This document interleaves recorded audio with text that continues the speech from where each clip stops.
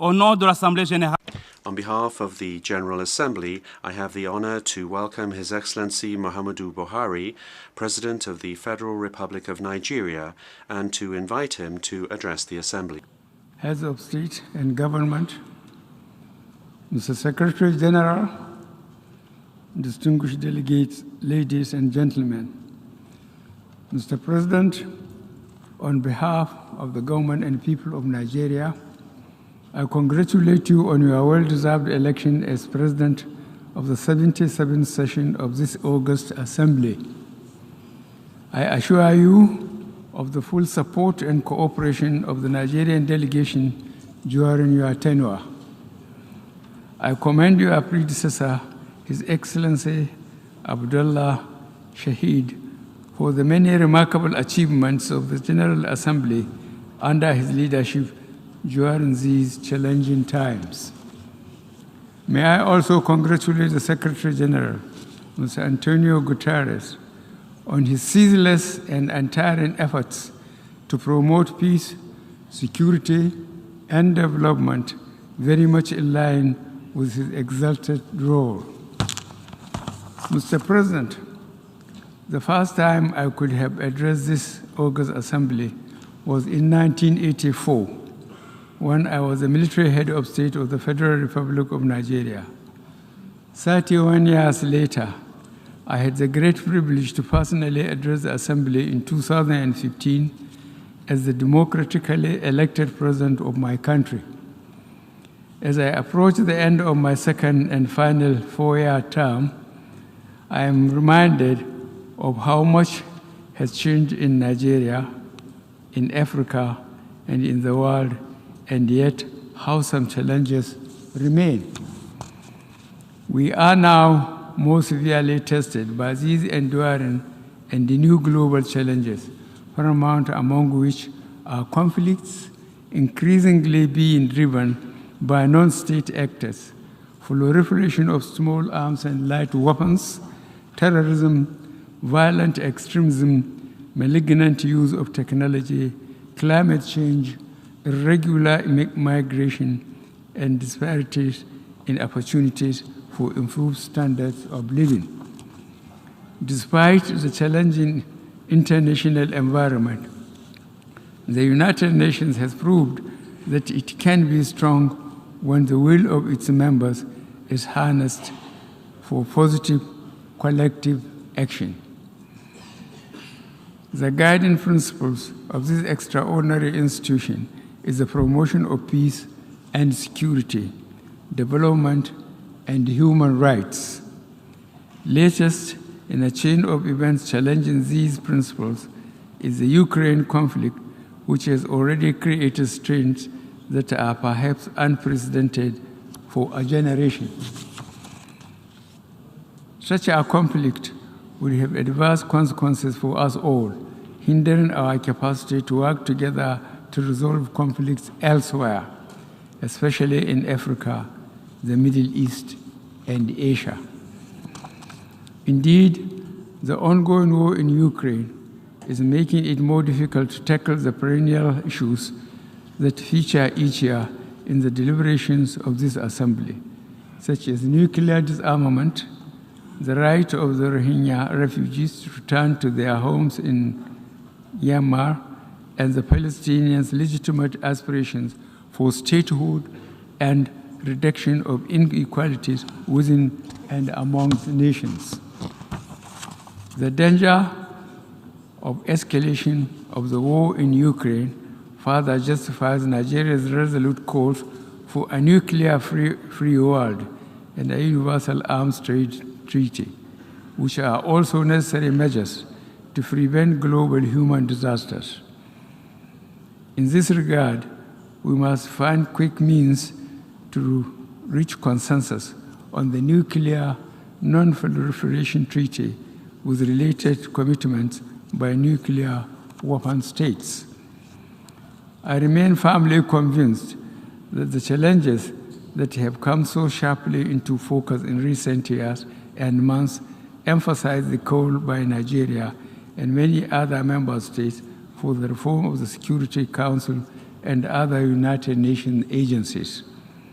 We need more effective and representative structure to meet today's demands that have since outgrown a system designed for the very different world that prevailed at its foundation in 1945. Change is long overdue. Mr. President, this is the first meeting we are having here in New York without the restrictions that characterized the last 3 years. The coronavirus pandemic ripped across national borders like a toxic whirlwind, leaving in its wake a legacy of pain and loss. Happily, we are also witnessed an incredible level of innovation and creativity from those who devised treatments and vaccines. These laudable achievements were underpinned by partnerships and international cooperation. We have also seen the bravery, care, and endurance of health professionals at every corner of the globe. With coronavirus, we saw very clearly how states tried to meet the challenge of a threat that could not be contained within national borders. The results were mixed, but at its best, cooperation among stakeholders was outstanding. It facilitated solutions that saved countless lives and eased the huge burden of human suffering. That same theme of unilateralism and the promotion of national interests competing with the common cause in the face of an existential threat has been our recurring experience in recent times. In every address I have delivered to this august assembly, I have dwelt on the issue of climate change, especially as it fuels conflicts and complicates food security. Climate change reduces opportunity and prosperity, which in Africa, Latin America, and some parts of Asia also contribute to transitional organized crimes. As part of Nigeria's effort at achieving our global net zero aspiration, the current administration last year adopted a national climate change strategy that aims to deliver climate change mitigation in a sustainable manner. The measures we took at the national level also require climate justice. Africa and other developing nations produce only a small proportion of greenhouse gas emissions compared to industrialized economies. Yet, we are the hardest hit by the consequences of climate change, as we see in the sustained droughts in Somalia and floods of unprecedented severity in Pakistan. These and other climate-related occurrences are now suddenly becoming widely commonplace in the developing world. We are, in effect, literally paying the price for policies that others pursue. This needs to change. At the COP26 in Glasgow last year, I did say that Nigeria was not asking for permission to make the same mistakes that others have made in creating the climate emergency. Fortunately, we now know what we can do to mitigate the effects of the climate crisis and the related energy challenge. As a first step, we must all commit to releasing the financing and the technology to create a stable and affordable framework for energy transmission. Development financial institutions must prioritize de-risking energy projects to improve access of renewable projects to credit facilities. There should be no countries left behind in this question. Rocketing energy costs worldwide are, in part, the product of conflict and supply disruptions to Europe and the Americas. Yet, we are all paying the price. It is therefore our expectation that this UNGA 77 and the upcoming COP27 will help galvanize the political will required to drive action towards the fulfillment of the various existing climate change initiatives. Another feature of the last decade that has been the growing partnership between states and the increasingly influential non-state actors. There was a time when the most important event at this assembly was the speech by the world's most powerful leaders.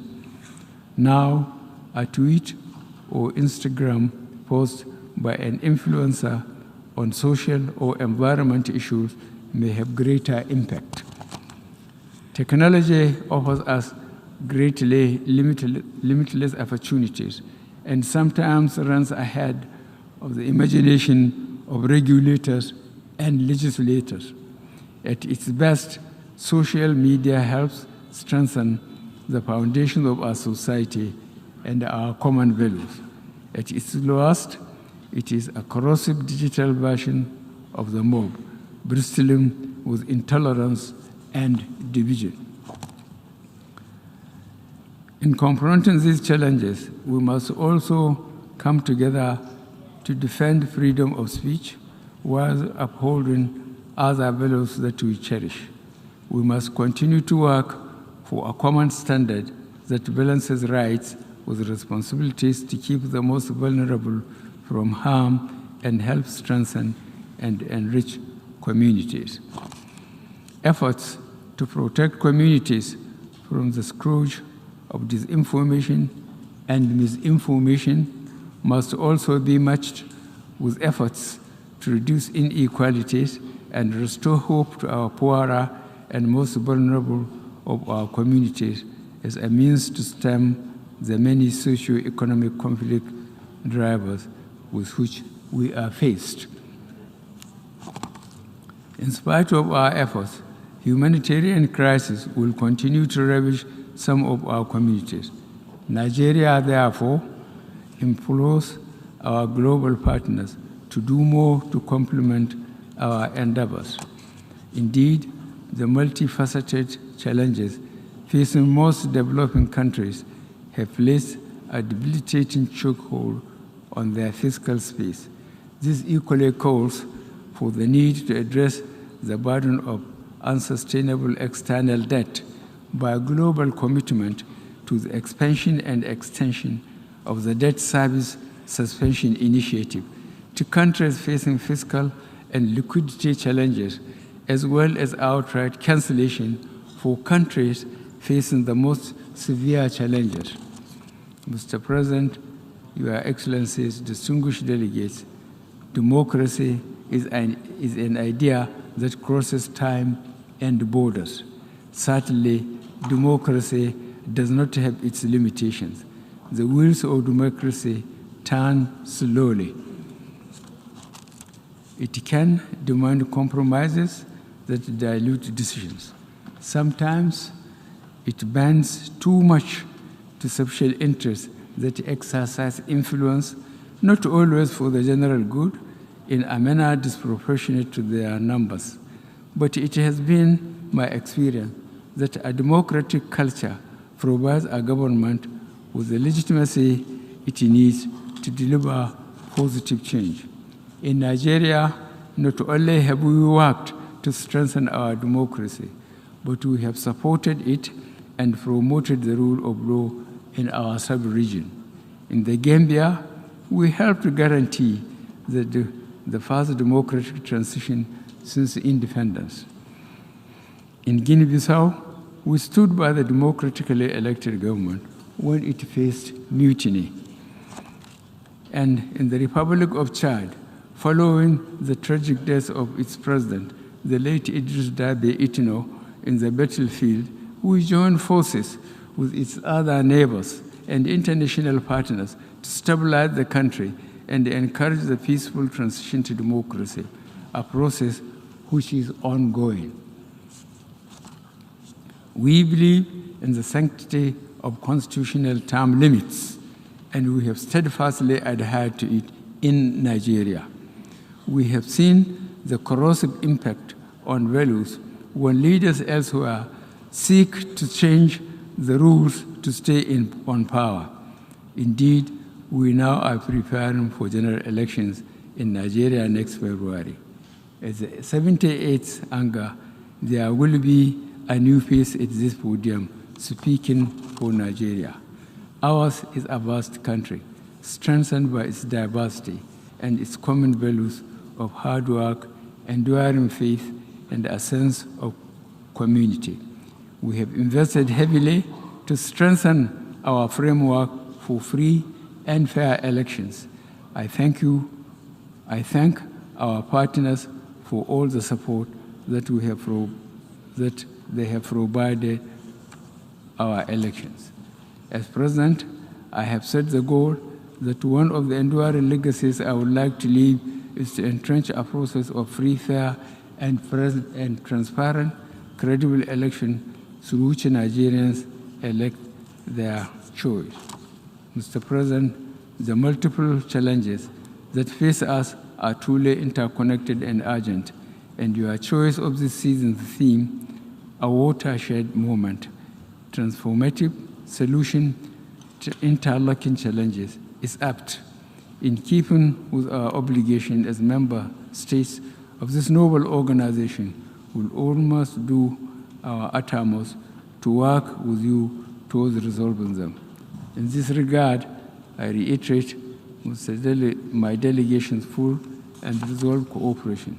Let me convey my final reflection from this famous podium.